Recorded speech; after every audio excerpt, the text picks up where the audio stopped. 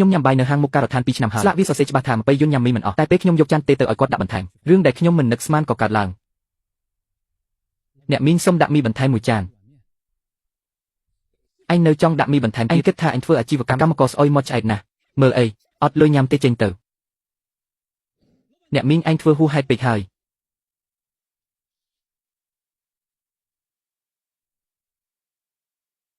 យមិនអីទេយើងទៅតែរសៀលថ្ងៃដដែលខ្ញុំចេញវីដេអូមួយក្នុងនាមជាអ្នកទទួលខុសត្រូវចាប់ពីថ្ងៃស្អែកបើកបន្ទប់បាយកម្មករ5យន្តញ៉ាំមីបាយមិនអស់4ថ្ងៃពេលលីវជួយហ៊ូឃើញកម្មកររកកាត់ហាងមីគាត់ដោយមុខដែលធ្លាប់ក្រអឹបក្រទុំខ្លាយជាស្លេកស្លាំងខ្ញុំឈ្មោះលីជាអ្នកទទួលខុសត្រូវគម្រោងផ្សារធំនេះពីក្រុមស្ថាបត្យកម្មដើម្បីងាយស្រួលចុះរណ្ដៅរត់ឡើងរន្ទាពីនិតដែកខ្ញុំមិនដែលស្លៀកអាវខោផ្លូវទាំងរដូវក្តៅរដូវខ្ញុំស្លៀកតែឈុតការពារប្រឡាក់ផុក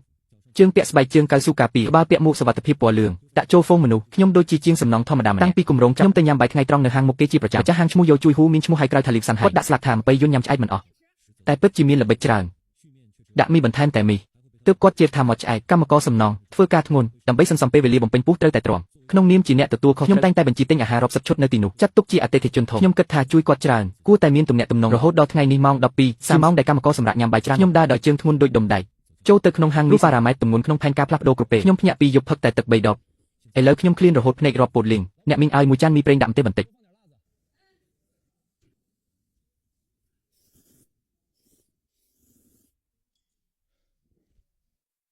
អ្នកមីងហេតុអីសុំបាយយកដោយខ្លួនឯងសុំទោសជួយបន្ថែមមីបន្តិចថ្ងៃនេះភ្ញាក់ពីយប់ឃ្លានណាស់សុំលោកអ្នកបន្ថែមមួយកំណាត់តិចអញចង់បន្ថែមមួយកំណាត់ទៀតអ្នកធ្វើការអីអញមិនយកឆ្នាំងទៅទេអញគិតថាខ្ញុំពូកែហួសហេតុអ្នកមីងនេះមិនសមហេតុផលទេមែនហើយសំពីតពេក$20អញញ៉ាំមួយចានទៀ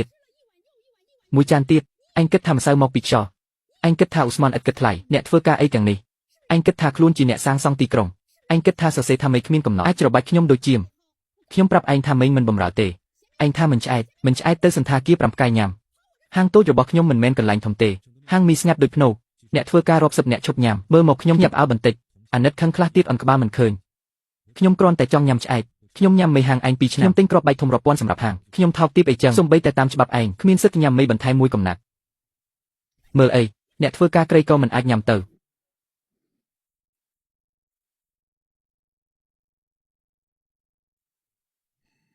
ៅអញធ្វើអីសម្ពាធមនុស្សមែនទេកុំប្រញាប់អង្គុយចុះខ្ញុំមិនខឹងខ្លាំងក៏មិនអស់សង្ឃឹមគ្រាន់តែអន់ក្បាលទាញកន្សែងជូតស្នាមប្រេងលើទ្រូងខាងមុខទទួល$20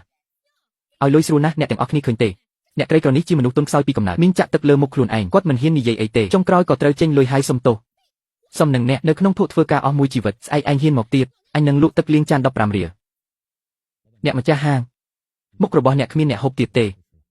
ខ្ញុំមិនរងចាំគាត់ឆ្លើយទេតែក្នុងរុញទ្វារកញ្ចក់ខាញ់របស់ហាងមីដើរចូលទៅក្នុងពន្លឺថ្ងៃដូចភ្នែកមកត្រឡប់ទៅកន្លែងខ្ញុំទៅផ្ទះដែកដែលពួកគេសម្រាប់លោកឡាំងអ្នករងគ្រោះហើយម្ចាស់ហាងនោះប្រហែលពេកលោកឡាំងបើអ្នកនិយាយមួយម៉ាត់ខ្ញុំនឹងនាំបងប្អូនទៅបំបែកឆ្នាំងគាត់អត់អីទេចូលគុក2 3ថ្ងៃបំបែកវាចោល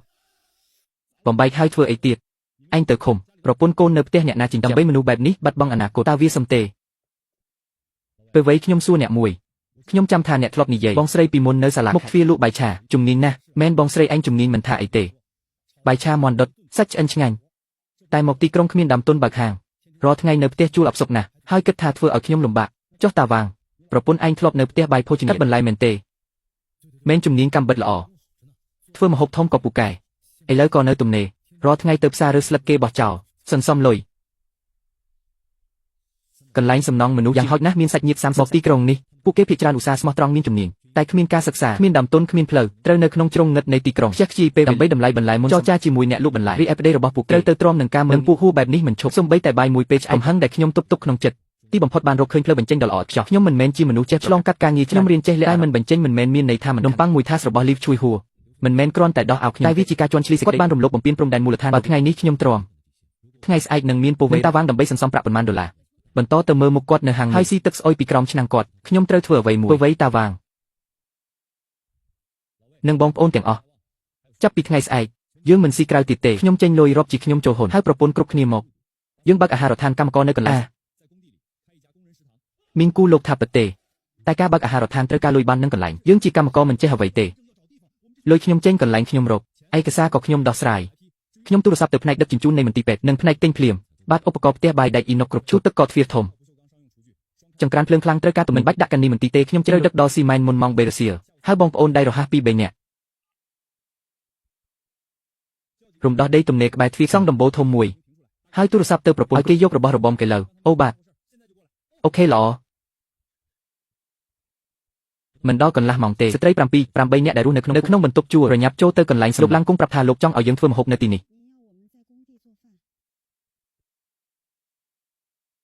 បងស្រីវ៉ាងនេះជាថវិកាទិញវត្ថុធាតុដើមចាប់ពីថ្ងៃនេះទៅអ្នកទាំងអស់គ្នាជាមេចុងភៅនៅខ្ញុំមិនទាមទារអ្វីច្រើនមានតែពីរចំណុចប៉ុណ្ណោះទី1សាច់ត្រូវតែឲ្យគ្រប់គ្រាន់ទី2ត្រូវតែស្អាតឥតខ្ចោះអ្នកទាំងអស់គ្នាធ្លាប់ធ្វើការក្នុងវិស័យម្ហូបអាហារពីមុនខ្ញុំមិនសង្ស័យទេចូលធ្វើដោយសេរីបើខ្វះលុយអ្វីមួយមករកខ្ញុំបានគ្រប់ពេលយើងមិនត្រឹមតែចង់ឲ្យបងប្អូនឆ្អែតទេប៉ុន្តែក៏ចង់ឲ្យពួកគេញ៉ាំដោយមានសេចក្តីថ្លៃលោកឡាំងគង់សុំលោកកុំបារម្ភបើការងារនេះខុសខ្ញុំសុខចិត្តឲ្យក្បាលខ្ញុំទៅលោកលេងបាល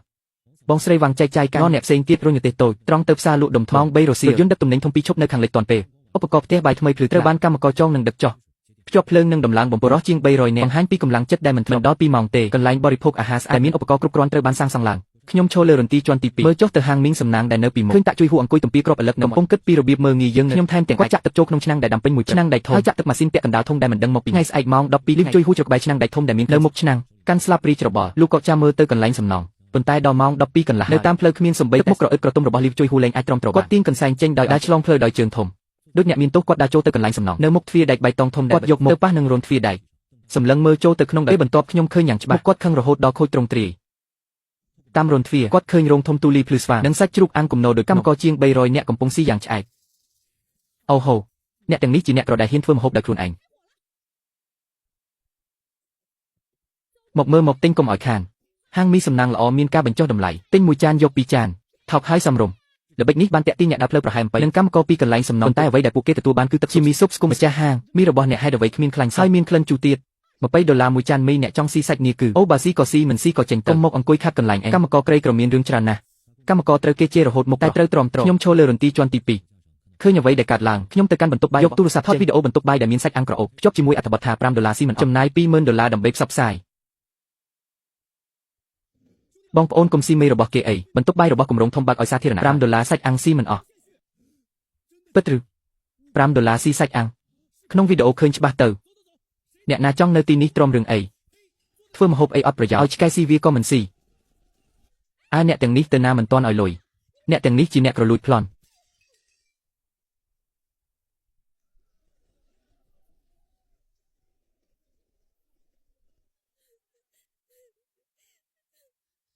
កឆក់យកអតិថិជនអញទៀត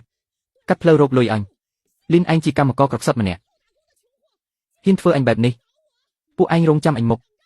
រឿងនេះមិនទាន់ចប់ទេកម្មករអត់បានញ៉ាំ3ថ្ងៃហើយតាំងពីបើកអាហារដ្ឋានយើងសួយផ្កាលក់មីមួយចានមិនបានពោវៃទៅឃើញគាត់ដើរទៅមកកញើញមើលទៅមិនគិតរឿងល្អទេអាក្រខ្សត់អី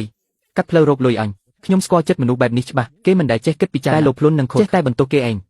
មែនតាមគំនិតគាត់មិនមែនមីស្ងួតរបស់គាត់អាក្រក់ទេតែយើងបើកអាហារដ្ឋានជួយគ្នាឆក់យកអតិថិជនគាត់ចិត្តដល់ថ្ងៃសងថ្លៃផ្ទះ6ថ្លៃហ្គាសនិងសាច់ថោកក៏ជំពាក់ដែរថ្ងៃបន្ទាប់ម៉ោង12អាហារដ្ឋាននៅតែមានភាពអ៊ូអរដូចដើមប៉ុន្តែពេលកំពុងកក់ក្ដៅសំឡេងស៊ីរ៉ែនប៉ូលីសខ្លាំងស្រាប់តែកាត់ផ្ដាច់ភាពស្ងប់ស្ងាត់នៅកន្លែងសំណងសំឡេងហ្វ្រាំងងឺនៅមុខទ្វារបន្ទាប់មកសំឡេងក្រងយ៉ាងទ្វារដែកបៃតងត្រូវបានរុញចេញរថយន្តត្រួតពិនិត្យទីផ្សារជាច្រើនគ្រឿងបើកភ្លើងព្រិចភ្នែកមិនឃើញមុខអ្នកមនុស្សស្លៀកឯកសណ្ឋានជាទឹកមុខមើងម៉ាត់ចុះពីឡានដើរត្រង់ទៅកន្លែងលោកកន្លែងញ៉ាំនឹងផ្ទះបាយចាប់ផ្ដើមត្រួតពិនិត្យឧទ្ធម្ភសូមលោកពួកអត់ទោសដែលរំខានសូមផ្អាកចំអិននិងលក់នៅផ្ទះបាយសិនសូមកុំភ័យយើងទទួលពាក្យបណ្ដឹងពីប្រជាពលរដ្ឋមកតាមច្បាប់ដើម្បីពិនិត្យសុវត្ថិភាពចំណីអាហារនិងលិខិតអនុញ្ញាតហេតុការណ៍ភ្លាមនេះដោយចាក់ទឹកកកដាក់ពីលើរំពេចនោះបន្ទប់បាយដែលពីមុនអ៊ូអក៏ស្ងាត់ឈឹងនៅសល់តែសំឡេងឆ្នាំងតែសាច់ជ្រូកឆ្អិនកំពុងពុះតែប៉ុណ្ណោះជាងដែកដែលទៅនឹងរៀនភាគច្រើនទៅតែដាក់ចានដែកដាក់ម្ហូបក៏ធ្លាក់ដល់ដីពួកគេភាគច្រើនជាកម្មករស្មោះត្រង់មកពីចំណមិនដែលឃើញអភិបាលស្រុកដឹកនាំ3នាយកដ្ឋានមកត្រួតពិនិត្យសុវត្ថិភាពចំណីអាហារវាតាក់ទងនឹងសុខភាពអ្នកទាំងអស់ថ្ងៃនេះយើងមកគ្រាន់តែធ្វើការត្រួតពិនិត្យតាមច្បាប់ប៉ុណ្ណោះសូមកុំបារម្ភបើឯកសារពាក់ព័ន្ធរបស់អ្នកគ្រប់អនាម័យបានត្រឹមប្រភពគ្រឿងផ្សំត្រឹមយើងមិនបំផ្លាញមុខរបរអ្នកទេយើងមកដើម្បីរៀបចំទីផ្សារមិនមែនមករករឿងទេសូមសហការជាមួយយើងផងហាហាហាអូយញ៉ាំទៅហើយអ្វីមិនញ៉ាំទៀតម្សិលមិញញ៉ាំឆ្ងាញ់ណាស់មែនទេមិនមែនថតវីដេអូអួតគេទេលោកប្រធានមើលមកគ្មានសំបីតែអាញាបានមកដាំឆ្នាំងធំដូចដាំអាហារជ្រូកហិតមើលសាច់នេះច្បាស់ជាសាច់ជ្រូកងាប់ប្រើប្រេងពីប្រឡាយទឹកកខ្វក់អ្នកទាំងអស់គ្នាគិតថាខ្លួនសមនឹងញ៉ាំសាច់អាំងឬអញ្ជើញខ្ជីជាពិសេសអ្នក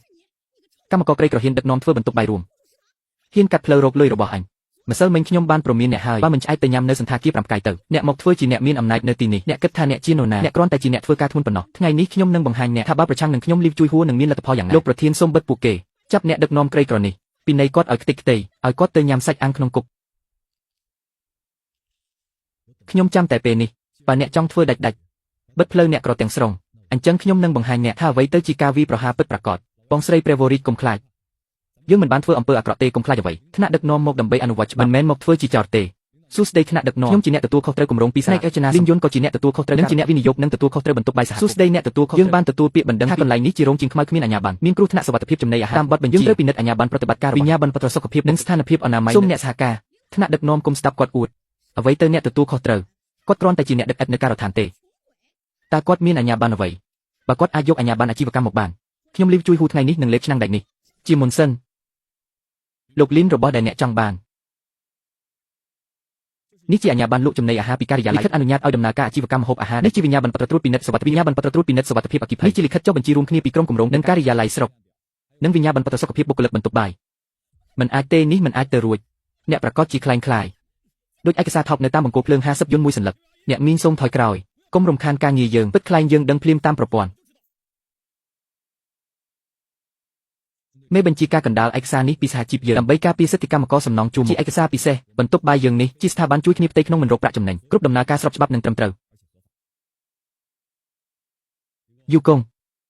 សាលាសំណងរបស់អ្នកបានធ្វើការល្អណាស់ឯកសារពេញលេញស្របតាមច្បាប់ទាំងស្រុងល្អណាស់ស្របតាមច្បាប់ទាំងស្រុងអត់មានរឿងនេះទេគាត់គ្រាន់តែជាអ្នកធ្វើការក្រីក្រម្នាក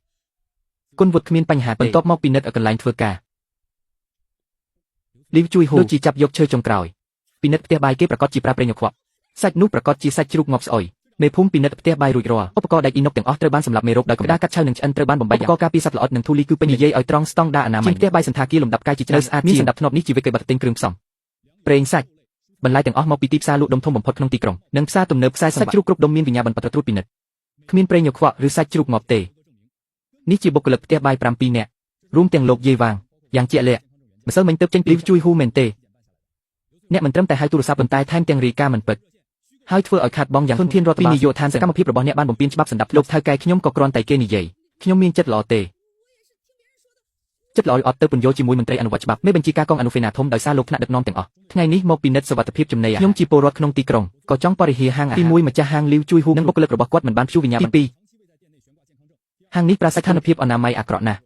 ់មានកន្លាតនិងកណ្ដុរច្រើនហាងនេះយកទឹកដាំឆ្អិនហួសពេលនិងស៊ុបមុខម្ហូបមកលក់ឲ្យអតិថិជនត្រូវបានគេយកមកលក់ឲ្យអតិថិជនលោកថ្នាក់ដឹកនាំទាំងអស់ទើបគាត់ចេះច្បាស់ពីប្រេងកាកសំណល់និងសាច់ជ្រូកមកបែបនេះប្រកាសជាមានបទពិសោធន៍ច្រើនសូមលោកថ្នាក់ដឹកនាំអញ្ជើញដើម្បីស៊ើបអង្កេតឲ្យច្បាស់លាស់តាមច្បាប់ឯងចោទប្រកាន់ខ្ញុំខុសនេះជាការសងសឹកហាថាសងសឹករដ្ឋពិនិត្យមើលទៅដឹងក្រុមទី1ចូលត្រួតពិនិត្យភ្លាម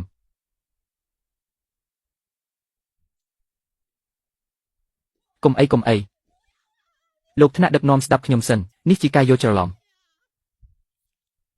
សាច់បៃតងក្នុងទូទឹកកកនេះមកពីណាហេតុអ្វីគ្មានវិក័យប័ត្រទិញទឹកក្រោមឆ្នាំងនេះខ្វក់ដល់ម្លេះនៅតែប្រើប៉ាន់សុខភាពយកមកមើលផុតកំណត់8ខែហើយនៅតែលីវជួយហ៊ូបន្ទាប់ពីពិនិត្យមេរបស់អ្នកបញ្ហាសុវត្ថិភាពចំណីអាហារធ្ងន់ធ្ងរប៉ាន់សុខភាពផុតកំណត់ប្រភពគ្រឿងផ្សំឥឡូវចេញដីកាបិទហាងឲ្យកែលម្អនិងពីនៃរដ្ឋបាល20000យន់ហើយចំពោះការចាប់ប្រកាន់ដោយចេះខ្ជីធនធានសាធារណៈនឹងបញ្ជូនទៅប៉ុស្តិ៍នគរបាលដើម្បីដោះស្រាយបន្ត20000អូ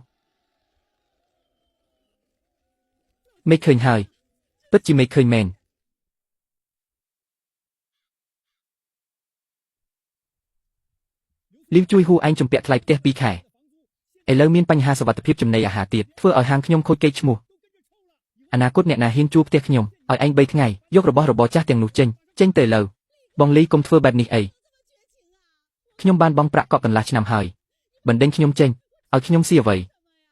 ប្រាក់កក់នោះជាប្រាក់ពិន័យឯងបង្ករឿងអាស្រូវធំបែបនេះមិនឲ្យឯងសងខូចកេរ្តិ៍ឈ្មោះខ្ញុំក៏រាប់ថាសុភាពហើយ3ថ្ងៃក្រោយមិនរើចេញទេខ្ញុំហើយអ្នករើសអេតចាយមកសម្អាតចុះប៉ុន្មានឆ្នាំនេះគាត់សន្សំប្រេងពីកម្មករសំណងទីបំផុតខ្លាចជាថ្នាំពុលសម្រាប់ខ្លួនឯងប៉ុន្តែខ្ញុំដឹងមនុស្សបែបគាត់មុនស្លាប់ច្បាស់ជាខំតបវិញយ៉ាងខ្លាំងគាត់មិនដែលគិតថាការលោភលន់របស់គាត់ធ្វើឲ្យគាត់គាត់តែងតែបន្ទោសអ្វីទាំងអស់មកលើខ្ញុំតែម្ដង5នាក់មីងត្រូវអ្នកនោះធ្វើឲ្យខូចខាតយ៉ាងដំណំគាត់កាត់ផ្លូវរកលុយខ្ញុំក៏មិនទុកឲ្យគាត់ស្រួលដែរមីងចង់ធ្វើបែបណាបាក់ជើងគាត់មួយលុយនេះមិនគ្រប់ទេ vì kê khâuច្បាប់ Minh ai ở anhប្រថុយនឹងទេគាត់មានអាហារដ្ឋានសហគមន៍ ឧទាហរណ៍ស្អាតស្អំមែនទេយប់នេះឯងលួចចូលកន្លែងសំណង់យករបស់ទាំងនេះចូលក្នុងឃ្លាំងដាក់បន្លាយគាត់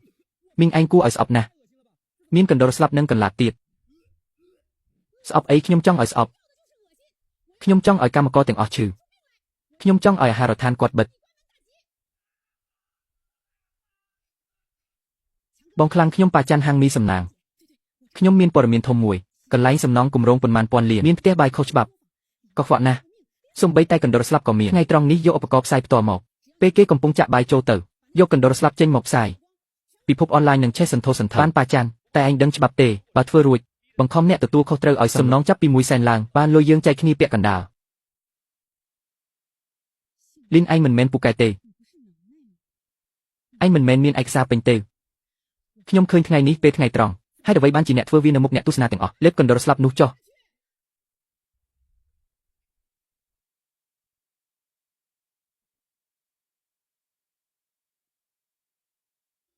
លោកលីនមើលរូបភាពនេះទៅទោះជាស្មៅក៏ដោយប៉ុន្តែនៅក្រោមកែវថតអ៊ីនហ្វ្រារ៉េតវាច្បាស់ណាស់សូម្បីតែរញើសលើមុខក៏អាចនេះជាជ្រុងងឹតនៃជញ្ជាំងខាងលិចត្រូវហើយគឺបរិសសក់ពណ៌លឿងនេះគាត់គេពីពន្លឺស្វែងរកហើយចូលទៅដល់ឃ្លាំងស្តុកបន្លាយគាត់ប្រើដង្កៀបដើម្បីឆ្កេះទ្វារវាពិតជាអសិលធម៌ណាស់លោកលីនពួកវាចង់បំពុលបងប្អូនទាំងអស់នៅកន្លែងសំណង់បងខ្ញុំនឹងទៅរាយការណ៍ប៉ូលីសឥឡូវហើយចាប់បរិសសក់ពណ៌លឿងជប់សិនចាប់អ្នករត់ការតូចម្នាក់មានប្រយោជន៍អីលោកលីនតើលោកមានន័យថាបរិសសក់ពណ៌លឿងគ្រាន់តែជាអ្នករត់ការប៉ុណ្ណោះពូពិតប្រាកដនៅតែក្នុងរូងកំពុងសុបិនចង់ខ្លាយជាអ្នកមានទៅយកបងប្អូនដែលទុកចិត្តបាន2នាក់ពាក់ស្រោមដៃយកដំឡូងនិងស្បែកក្តោបដែលលោកខ្វាក់នៅក្នុងឃ្លាំងយកចេញមកដូចដើមដាក់នៅកន្លែងដែលគេឃើញច្បាស់បំផុតក្នុងតង់គ្រប់ពីលើដោយក្រណាត់ការពារកុំឲ្យអ្នកណាប៉ះបាទខ្ញុំនឹងទៅធ្វើឥឡូវនេះម្យ៉ាងទៀតនៅម៉ោង 12:30 ប្រាប់បងប្អូននៅមាត់ទ្វារបើឃើញលីវឈុយហ៊ូនាំអ្នកដែលកាន់ទូរស័ព្ទបើកផ្សាយបើគេចង់ចូលគុំរារាំងធ្វើតែរារាំងបន្តិចបន្តួចរួចទុកឲ្យគេចូលលោកលីននេះមិនមែនជាការអញ្ជើញចោះចូលផ្ទះទេបើមិនបើកទ្វារទេតើឆ្កែទាំងនេះចូលមកដោយរបៀបណាហាបើគេចង់លេងហ្គេមសាធារណៈចង់លេងហ្គេមលាបត្រដាងដូច្នេះយើងនឹងសង់ឆាកធំបំផុតគេខ្ញុំចង់ឲ្យគេនៅពេលដែលគេមានមោទនភាពនិងឈ្គួតបំផុតនៅមុខអ្នកទស្សនាទាំងអស់ភ្លុករសជាតិនៃការបាត់បង់កិត្តិយសពិតប្រាកដប្រាប់បងប្អូនថាពេលថ្ងៃត្រង់បើកបាយដូចធម្មតាត្រៀមបិទទ្វារវីឆ្កែសម្លាញ់ថ្ងៃនេះមីងវាងធ្វើម្ហូបមាន់បំពង់ទេបងប្អូនញ៉ាំបាយសប្បាយនោះហើយលោកលីនហើយអ្វីបានជាលោកមើលទ្វារធំដដែលកំពុងចាំមើលការសម្ដែងចាប់ផ្ដើមកំពុងចាំមើលរឿងចាប់ផ្ដើមគេបើកទ្វារប្រញាប់បើកអរគុណនាងស្រីបងប្អូនអើយគេចាក់សោតពីក្នុងច្បាស់ជាមានអីអាក្រក់ធ្វើតាមផែនការធ្វើហាក់ដូចជាខាត់មិនឈ្នះអីឯងធ្វើអីគ្នាកន្លែងសំណងដាំដំណាំចូលមិនកាត់ទេបងប្អូនអើយអាខ្លាំងខ្ញុំចូលមកដល់កន្លែងសំណងខុសច្បាប់ហើយថ្ងៃនេះខ្ញុំប្រថុយនឹងគេវាយនាំអ្នកទាំងអស់គ្នាមករឿងពុលបងប្អូនកម្មករយើងចង្ក្រានខ្មៅគ្មានអាជ្ញាប័ណ្ណនេះហើយបងខ្លាំងនេះហើយពួកអស់សង្ឃឹមគេកាត់ផ្លូវរកស៊ីខ្ញុំថែមទាំងឲ្យកម្មករស៊ីសាច់ជ្រូកងាប់នឹងប្រេងចាស់បងប្អូនឃើញទេនេះហើយប្រតិកម្មគេចិត្តមិនស្អាតឯងថាអីកន្លែងយើងស្អាតណាស់កុំធ្វើអីឲ្យវាសម្ដែងបងប្អូនមើលខ្ញុំរកឃើញអីគេទុកបន្លែធ្វើបាយត្រង់នឹងគ្មានទូទឹកកកសោះមើលកែវខ្ញុំឲ្យច្បាស់កុំបិទភ្នែកអូបងប្អូនចង់ក្អួតខ្ញុំចង់ក្អួតណាស់កណ្ដុរងាប់3ក្បាលនៅមានកន្លាតរស់វាទៀតព្រះឲ្យមិនក៏អញ្ចឹងឯងនិយាយខុសបន្លែនេះព្រឹកនេះខ្ញុំលាងស្អាតណាស់កណ្ដុរមកពីណាស្រីចិត្តខ្មៅឯងនៅតែប្រកែកមានភស្តុតាងច្បាស់កណ្ដុរងាប់នៅទីនេះអ្នកនេះវិនិច្ឆ័យឲ្យខ្ញុំផងខ្ញុំលីជូហួរទោះជាអ្នកលក់ដូរក៏ខ្ញុំរកលុយដោយសុចរិតពួកនេះចង់សន្សំថ្លៃដើមយករបស់ពលធ្វើបាយឲ្យកម្មករម្សិលមិញឯងមិនមែនធំទេឯងមិនមែនយកឯកសារមកសង្កត់ខ្ញុំថ្ងៃនេះនៅមុខអ្នកទស្សនា1សែននាក់នៅមានអីនិយាយទៀតប្រាប់ឯងឲ្យដឹងថ្ងៃនេះឯងត្រូវសងខ្ញុំថ្លៃសំណងផ្លូវចិត្ត100000ដើម្បីសងការខូចខាតដែលអ្នកដណ្ដើមរកស៊ីខ្ញុំបើមិនអញ្ចឹងទេខ្ញុំឲ្យបងខ្លាំងរាយការណ៍ប៉ូលីសឲ្យអ្នកជាអ្នកម៉ៅការអាក្រក់នេះទៅជាប់គុក100នាក់ត្រូវជាប់គុកលោកម្ចាស់អ្នករាល់គ្នាជាអ្នកទទួលខុសត្រូវមែនជាអ្នកទទួលខុសត្រូវមែនប្រឈមមុខនឹងកន្ត្រកសត្វតើអ្នកនៅតែមិនអាចឲ្យការពន្យល់ដល់អ្នកទាំងអស់គ្នាទេការពន្យល់ខ្ញុំពិតជាគួរតែឲ្យការពន្យល់ដល់អ្នកទាំងអស់គ្នាលោកចៅកាត់អេក្រង់ធំទទួលពីព្រះបរមរាជវាំងបងប្អូនអ្នកប្រាជ្ញដោយសារអ្នកប្រឆាំងខ្លាំងចូលចិត្តស្វែងរកការពិតណាស់ដូច្នេះយើងមកមើលជាមួយតែសឹកកណ្ដុរងាប់ទាំងនេះហោះមកដោយរបៀបណាចូលក្នុងកន្ត្រកបន្លែនៅកន្លែងសំណង់អ្នករាល់គ្នាមើលម៉ោងនៅជ្រុងខាងស្ដាំលើគឺម៉ោង 2 ទីភ្លឺនេះជាកន្លែងព្រឹកតែយើងចំណាយប្រព័ន្ធឃ្លាំមើលអ៊ីនហ្វ្រារ៉េតកម្រិតសំបីធូលីក៏អាចមើលយុវជនសក់ពណ៌លឿងរូបនេះលួចចូលពីជ្រុងខាងលិចដោយស្ងាត់ស្ងៀមឆ្កេះទ្វារឃ្លាំងបន្លែរួចពីថង់ប្លាស្ទិកខ្មៅយកសឹកកណ្ដុរងាប់និងកន្លាតរូបចាក់ចូលក្នុងគំនរដំឡូងស្អាតពេលគាត់បែរក្នុងរកែវអ៊ីនហ្វ្រារ៉េតថតមុខគាត់យ៉ាងច្បាស់លាស់អ្នករាល់គ្នាមើលឲ្យច្បាស់ថាអ្នកណានោះជាក្មួយឆ្ងាយរបស់លីវជួយហ៊ូអ្នកសក់លឿងឆ្លាតនោះខ្ញុំធ្លាប់ឃើញគាត់នៅហាងមីសម្រាប់ស្ត្រីអាក្រក់ដឹងថាពាក់កណ្ដាលអាធ្រាត្រឲ្យគេមកដាក់ថ្នាំបង្កាច់យើងបងប្អូននេះអាចមានការយល់ច្រឡំលោកចៅដាក់មួយសន្ទុះ ព្រឹកនេះម៉ោង8ទីតាំងមាត់ផ្លូវតូចក្រៅកន្លែងសំណង់ក្នុងរូបភាពខ្លមមើលលីវជួយហ៊ូកំពុងញ៉ាំដាក់ស្រោមសម្បត្តិក្រហមក្រាស់ចូលដៃអាខ្លាំងលីវជួយហ៊ូកាយវិការដាក់កណ្ដុរងាប់របស់អ្នកគូបានរស់រវើកណាស់ចង់បានលុយ100000មកជាសំណងចិត្តនឹងហើយលីវជួយហ៊ូអូនមិនសូវចេះច្បាប់ទេលួចឡើងជញ្ជាំងចូលកន្លែងសំណង់ពាក់កណ្ដាលអាធ្រាហើយដាក់ថ្នាំពុលនិងហៅថាបត់ដាក់សារធាតុគ្រោះថ្នាក់រួមដៃជាមួយអ្នកបង្កើតរឿងអាស្រូវព្យាយាមទារលុយ100000និងហៅថាបត់ចម្រិតទារប្រាក់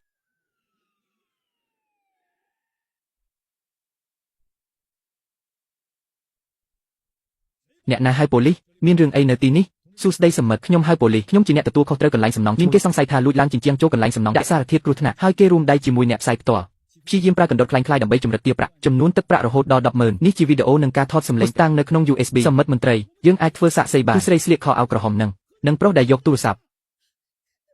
គេពាក់កណ្ដាលអាធ្រាទៅយកកណ្ដុរស្លាប់ទៅដាក់ក្នុងបន្លែដែលយើងលាងចង់បំពោលអ្នកសំណង់ទាំងអស់ចាប់អ្នកទាំងនោះទុកអត់ទេខ្ញុំអត់មានធ្វើហេតុអីចាប់ខ្ញុំសមិទ្ធមន្ត្រីចាប់ខុសហើយខ្ញុំគ្មានទោសគឺលៀនអ្នកក្រនឹងដាក់បន្ទុកខ្ញុំកណ្ដុរនឹងគាត់ដាក់ខ្លួនឯងខ្ញុំជាស្រីទុំខ្សោយមិនអាចធ្វើរឿងបែបនេះទេកុំជឿគាត់អ្នកមានសង្កត់សង្កិនអ្នកក៏ពេលអូនគេងប្រវាញ់មិត្តពេលធ្វើមីដោយទឹកស្អុយមិនគិតថាគេក៏ជាអ្នកក្រដែរអូនជួលគេពេលយកកណ្ដុរស្លាប់ទៅដាក់ក្នុងបន្លែសម្រាប់មនុស្សមិនគិតថាវាអាចសម្លាប់អ្នកក្រទេលីវជួយហ៊ូកាមេរ៉ាថតច្បាស់មានសាក្សីនឹងភស្តុតាងគ្រប់គ្រាន់ជប់ទប់ទល់ឲ្យសហការជាមួយការស៊ើបអង្កេតបើមិនដូច្នោះទេទោះនឹងលេងខ្ញុំមិនទៅប៉ុស្តិ៍ប៉ូលីសទេសន្តាគារខ្ញុំត្រូវរកស៊ីអូអាអ្នកផ្សាយផ្ទាល់ឈ្មោះអាខ្លាំងនោះហើយផ្អើលរហូតដល់ជើងគាត់មិនទាំងបានបិទឧបករណ៍ផ្សាយត្រូវប៉ូលីសចាប់ដាក់ឡានចេញទៅក្នុងពេលដែលគេចាប់អាខ្លាំងទៅនោះអេក្រង់បន្ទប់ផ្សាយរបស់គាត់ស្រាប់តែលេចអក្សរក្រហមបន្ទប់ផ្សាយនេះមានការបំពីត្រូវបានផ្លាតហ្វមបិទជាអចិន្ត្រៃយ៍ពេលរថយន្តប៉ូលីសបើកស៊ីរ៉ែនទៅនៅកន្លែងសំណង់ភាពតានតឹងដែលស្អុយរលួយយូរមកទីបំផុតត្រូវបានរំលាយចេញល្អណាស់ចាប់បានត្រឹមត្រូវមេឃឃើញហើយទីបំផុតចាប់មនុស្សអាក្រក់នេះទៅបានបងប្អូនទាំងអស់គ្នាមនុស្សក្រៅត្រូវចាប់ទៅហើយយើងបន្តញ៉ាំបាយថ្ងៃនេះលោកឡើងថាមិនអស់ទេវីប្រហារសប្បាយចិត្តណាស់សេចក្តីប្រកាសចេញជួយហ៊ូដោយសារការបង្កើតព័ត៌មានមិនពិតបំផ្លាញសណ្ដាប់ធ្នាប់ផលិតកម្មត្រូវឃុំខ្លួន3ខែនិងពិន័យជាហើយអាក្មេងសក់លឿងដែលគាស់ជញ្ជាំងនោះត្រូវប៉ូលីសចាប់នៅហាងអ៊ីនធឺណិតហើយឃុំខ្លួនអាអ្នកផ្សាយផ្ទាល់ឈ្មោះអាខ្លាំងជាប់ពាក់ព័ន្ធការចម្រិតទារប្រាក់នេះត្រូវបានបិទជាអចិន្ត្រៃយ៍ចំណែកហាងមីនៅខាងវិញម្ចាស់ផ្ទះឈ្មោះលីបង្ខំឲ្យអ្នកលក់ដូរសម្រាមចេញរត់ចេញទាំងយប់សូម្បីតែឆ្នាំងដែកធំដែលដាំទឹកអស់ក៏ត្រូវលក់ជាដែកអេតចាយតាមគីឡូហាចានបាយគាត់ត្រូវបាក់អស់ហើយពូចៅរឿងនេះធ្វើឲ្យផ្ទះបាយយើងល្បីលើអ៊ីនធឺណិតដោយសារអ្នកលេងអ៊ីនធឺណិតយើងភ្ជាប់រូបភាពពីបន្ទប់ត្រួតពិនិត្យទៅបណ្ដាញធ្វើការផ្សាយផ្ទាល់ផ្ទះបាយសំណង់ខ្លះៗឲ្យអ្នករាល់គ្នាមើលការងារនេះពូកែណាស់ឥឡូវរាល់ថ្ងៃមានអ្នកលេងអ៊ីនធឺណិតរាប់ម៉ឺនសរសើរថាយើងជាកន្លែងបាយស្មោះត្រង់ថានេះជាការគោរពដ៏ធំបំផុតចំពោះបងប្អូនកម្មករយុទ្ធធម៌ប្រហែលជាយឺតប៉ុន្តែនៅចំពោះមុខអំណាចនិងភស្តុតាងដែកមនុស្សអាក្រក់នឹងទទួលផលអាក្រក់វិញមនុស្សនាំសំណាងអាក្រក់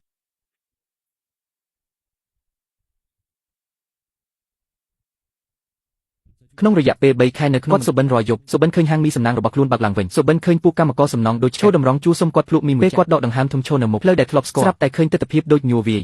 បំបាក់ក្តីស្រមៃទាំងអស់របស់គាត់ហាងមីសំណាងចាស់ឥឡូវคล้ายជាថ្មីคล้ายជាហាងសង្វាក់ស្អាតហាងងាយស្រួល24ម៉ោងហាងមីរបស់ខ្ញុំឲ្យអីធ្វើអីកុំឈរនៅមុខហាងយើងសុំទារំខានការលក់បងវាងខ្ញុំសួរហ្វាខ្ញុំចេញមកហើយលោកលីចាស់ឲ្យអ្នកផ្សេងជួលហាងខ្ញុំខ្ចីលុយខ្ញុំ2000បានទេខ្ញុំទៅដាក់តូបបាយផ្សារយប់ចាំខ្ញុំចំណេញសងវិញទាំងដើមទាំងការអ្នកណាជាបងស្រីឯងលីវសួរហ្វាកុំមកជាប់អញជួលគេដាក់កណ្ដុរស្លាប់ក្នុងបាយកម្មករផ្លូវសៃហ៊ួនទាំងមូលដឹងខ្ញុំចង់រកស៊ីនៅផ្លូវនេះទៅឯងទៅឆ្ងាយកុំទាញខ្ញុំចូលលីវសួរហ្វាឯងមានមុខមករកខ្ញុំទៀតលើកមុនអធិការតាមរកឃើញខ្ញុំលក់សាច់អន់ពីនៃខ្ញុំ20000អញហ៊ានដើរមកមុខទៀតខ្ញុំកាប់ឯងដូចជ្រូក